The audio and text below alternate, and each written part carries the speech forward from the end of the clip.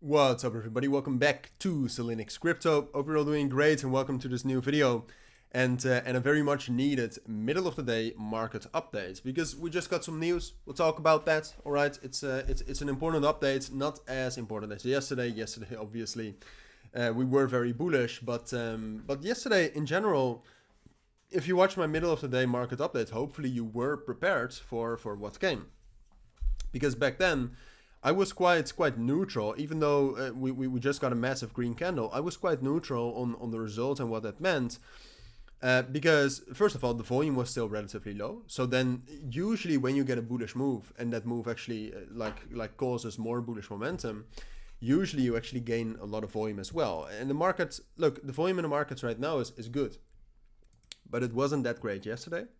And in general, I tried you to be cautious, which in the end I think was a good decision. The interest rate and the tones in the interest rate press conference weren't as bullish as the CPI data, so that's why we dropped back down. But right now, like I said this morning as well, we're very much just in a consolidation. Like if you zoom out, we're kind of stuck here between 70,000 and then 66,000. That's the range.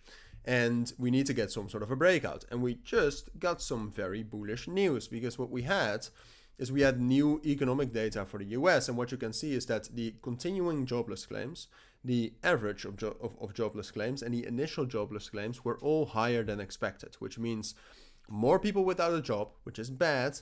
But for crypto, that's actually good. And then apart from that, we also had PPI, which was also lower than expected. So that means, or what that should mean, is a slowdown in the US economy.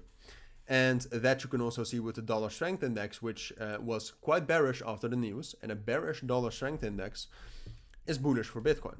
So that's also why we had a bit of a spike up. And that's also why today we can actually turn relatively bullish. Like what I have seen in the past is that moves like this, or at least news like this, causes a more bullish move a little bit later. So if we really zoom in, I think the main level we need to kind of break above is this level here at 68,200.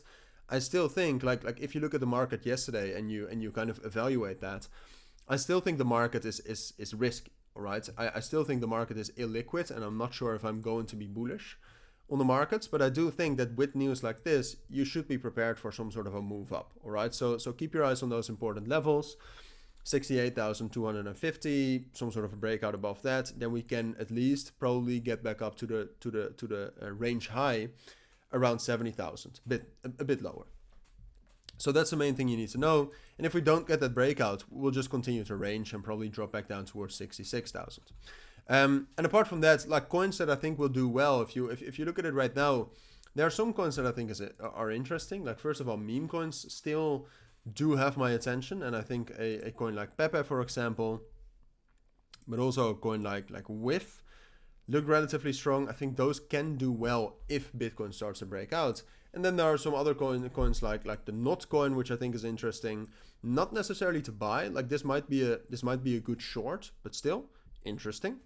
And then you also have a coin like Kaspa, which I think if you zoom out, that's still very, very interesting. Jito actually I think is interesting as well, but then like you should look a little bit more on the longer time frames or the higher time frames as well for Jito. Injective I still think is good for some scalping and a potential short if we do something like this, for example.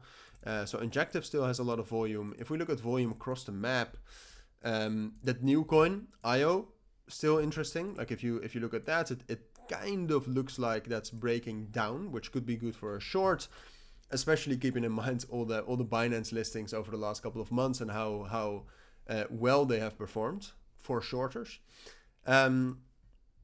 And then apart from that, there's not much else that's very interesting, I think, apart from what we mentioned.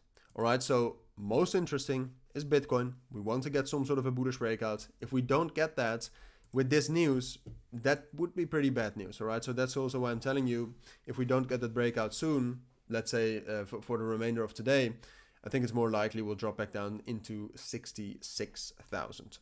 But those are my thoughts. That's what I think you need to look out for right now. Those coins are best to focus on right now, I think. If you do have any questions, let me know down in the comments. But for now, thank you for watching. Take care and bye.